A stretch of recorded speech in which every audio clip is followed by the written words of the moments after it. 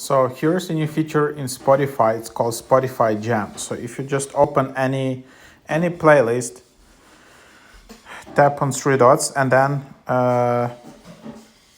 you can just start a jam. If you see here, it says jam already in progress, so you can do that. And then to share a link, you will see this invitation where you can just tap this green button, share a link, and share it in your group chat wherever, so other people can just join.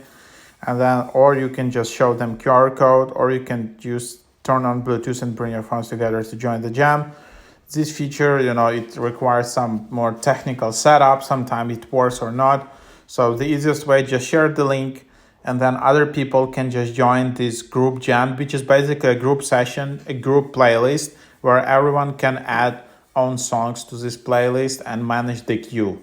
So if you're in the party and then you just want to make this party kind of interactive where everyone can kind of control the playlist, of course, need to make sure that you follow in the same kind of style or whatever you want.